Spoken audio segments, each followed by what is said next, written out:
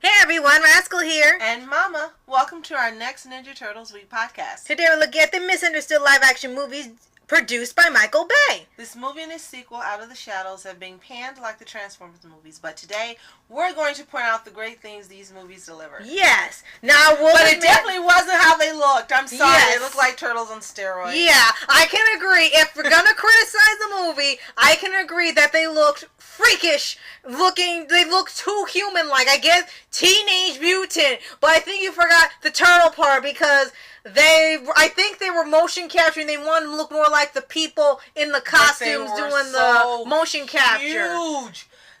It was just their huge little heads.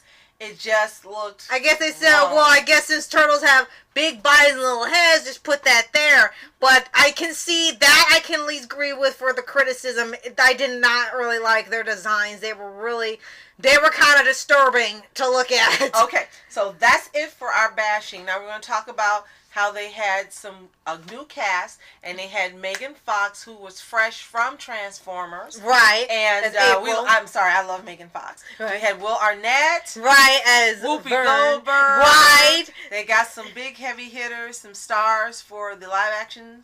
And then for voice actors, there was a whole new crew. Right. But they had, like, two of them.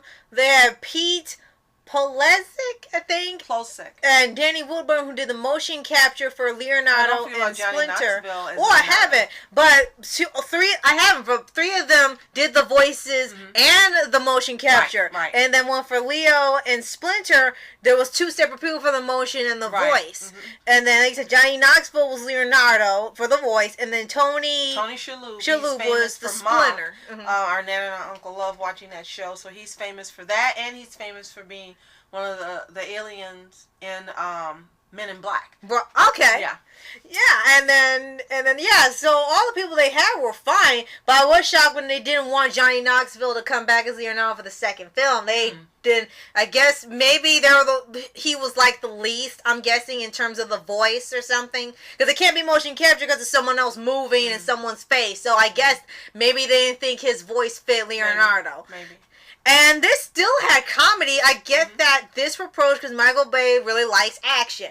We know with Transformers that he really likes action. So in here, they kind of have more of a focus shift towards action. And they only had one explosion in the whole movie, so you can't say all he did was blow things up. Right. They only had one at the very end of the movie, and then that was it. It was focused on the action. They still had the Shredder. They still had the Foot Clan. They were still doing what they were supposed to be doing, protecting New York City. They did throw in some new things. Like they said, they had the camera guy with April this time, which I guess was a new character for the film. They had this new thing, I guess Mikey liked April, but the comments he made were like, did you forget this is Nickelodeon? Yeah, I think they were trying to change it because they bought it, Nickelodeon purchased all the rights from Mirage. Yeah. And they were trying to make it their own child. Yeah. They were trying to make it their own entity and change it probably entirely from what it was before. Right. Also one bonus shout out to one of the actresses, the live action actresses, is a member of the Foot Clan. I forgot her. Her name was. Yeah, she's the voice of Brittany on Star vs. the Force of Evil. Oh my gosh, okay. That was her. I was like, oh, no way. But for the movie, like I said, it still kept true to the Turtles, but they had a really big updated part of it. And there was one change I thought was weird with Splinter. Now, they made him look more like a rodent. I figured that. There was this weird scene in the movie where you know, they have the arc in there where they snuck out and went to the surface, and they didn't tell Splinter. Some versions he finds out, some he doesn't, or they tell him because they want to be honest. And here, they didn't tell him, and he kind of did some different ways of torture on them, but it was more just like extraneous exercises for ninjas where supposed, I guess, test their endurance, and they were kind of giving out.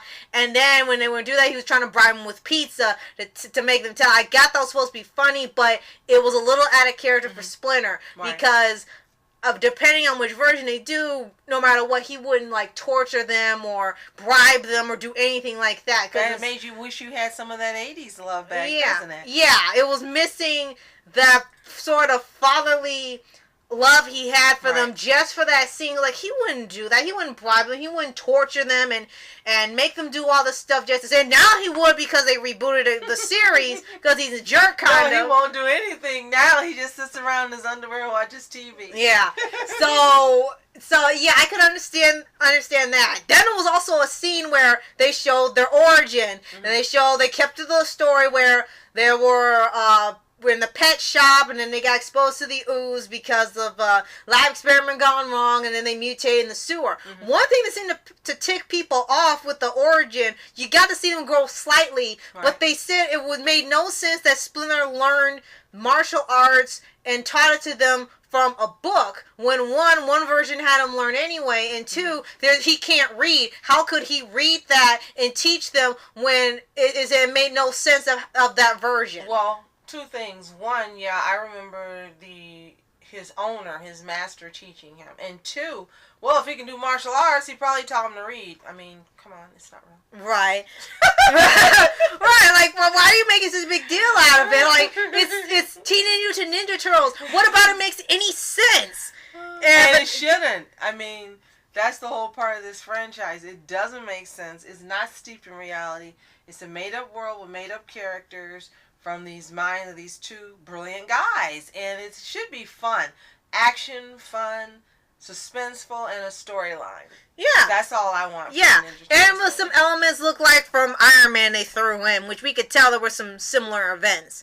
And then we get to the sequel, Out of the Shadows. Now, that actually was received better by critics. It was still sort of mixed. They said it was an improvement on the first one. They made some changes to the voice actions and stuff. And it looks like they slightly changed their appearance so they look more turtle-like than human-like. Let's get to the point we always get to. It was not well received, the first one, but it took $125 million to make, which was a whopping amount back at this time for this type of movie. But it earned $493 million, which it almost quadrupled what it took to make it. So again, financially, it's a success. Right. And in Out of the Shadows, it took $135 million to make, $245.6 million it made at the box office. So it didn't double. Right. It would have been $270 if it had doubled. Right. So even though this one may have been more widely received, or more better received, I should say, it made less money. Right. And this time we had some new additions to the live action cast. Some of the voice acting was changed because they were not considered to be good fits for the Turtles. Like I said, Johnny Knoxville was replaced because he was not received well and was not asked to return. They added some new characters too. Here we had Stephen Amell from the Arrow series as Casey Jones, which I thought was hilarious because of what he played on the other. Like, you're playing another vigilante. We were watching Arrow. Yeah, so. like you're just playing the same role, man. And then you had Tyler Perry as Dr. Stockman. Yeah, I was like, no way, like that would actually work. And they put hair on him. Right, I thought that was funny. That actually worked. I did like that addition. And then you had Laura Linney, who's an actress who normally does serious roles. So I was kind of surprised that she was cast in this live action Turtles movie. Right. And then we also had we had two other stars. We had three stars. We had Brad Garrett as Krang, who was kind of an ad, and we'll get to in a minute. We had Seamus as Rocksteady. Seamus, okay, thank you, as Rocksteady, and Gary Anthony Williams as Bebop. They finally added them to the franchise because they weren't really in there as much except for the 80s one. I don't think they were in the 2003, unless I'm missing a version. And Krang, they added, it's supposed to be Shredder's the villain, with, like I said, once again, with the making a mutant army again, all over again, but without his armor and everything. He needs help from Baxter Stockman and seeing if the mutation is successful and he can make his own army. And then there was something really odd.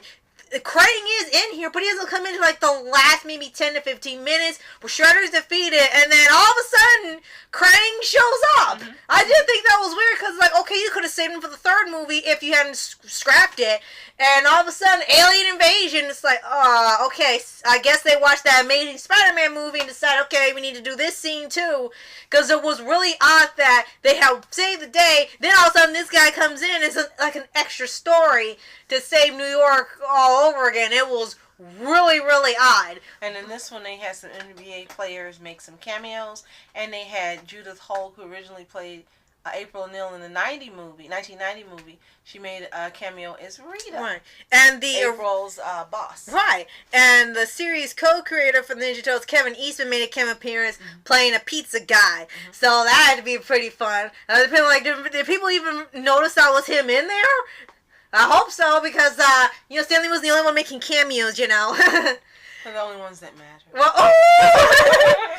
So, yeah, even though this one was received a little better, and they have made some improvements to it, unfortunately, it did not save the franchise, so now they're going to reboot. And unfortunately, it did not change the way they looked. I mean, well, I'll put it this way. They did change how beefy they were, but they still looked odd. Yeah, they only toned it down a little bit. Exactly. Right, because, these guys pretty much like to use a lot of special effects.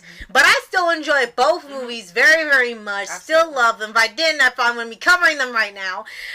They were going to reboot the film series again. They announced it last year, so I guess they're going to go after the Rise of the Turtles or something, because it seems to be they're going in a whole different direction with this franchise now. I wonder, are they going to have it similar to the series that's on now? Yeah. I really wonder if that's the direction they're going to go, where they're going to be duplicates of these animated characters, which I kind of hope they aren't, and we'll get to that in the podcast when we cover it. Yeah, because as you can see, live-action adaptations of cartoons barely seem to do well. There are ones that are underrated and now are considered really great adaptations. Full Metal Alchemist Brotherhood. And others where they just, you don't know what was going through the people's minds. And we don't mean it doesn't work. She said it rarely works. So we mean that Full Metal Alchemist Brotherhood worked. Right. Even with the slightly changed story. Right. And for Ninja Turtles, it could have worked, but it seemed like people really just rather they stuck to them looking more like the Turtles, and more like the 80s series or 2003 series or something, because it seems like when you make this overhaul into live action, they seem to be digging themselves a hole, and like Team Rocket, and they just need to stick with Team Rocket's blasting off again. All right. Yeah, did they ever make an appearance in that movie? Well, I guess we'll have to see it. Okay, so you can let us know what you thought of these 2 live-action Ninja Turtles movies. Did you enjoy them like we did, or did you feel like they were like the Transformers movies where they didn't stay true to the original, or you didn't really like them? And let us know in the comments below if you actually liked their appearance in the first or second movie. Because we kind of didn't, as you know. But let us know what you think in the comments below as well. Yes, and tune in tomorrow for our next Ninja Turtles podcast. Yes. I'm Mask Entertainment. And I'm Mom Entertainment. Have a toontastic day. Peace. Go Ninja. Go Ninja, go. Go Ninja, go Ninja, go. And reporters sitting flashing lights. Trying to walk around, man, who the hell are you? What you want to do? Well, man, it's on you. Man, it's on you. With her in my dreams, she was my queen. A castle in the mountaintops, rivers and streams. Plucking sunlight from the sky in my pocket. Give it to you later on.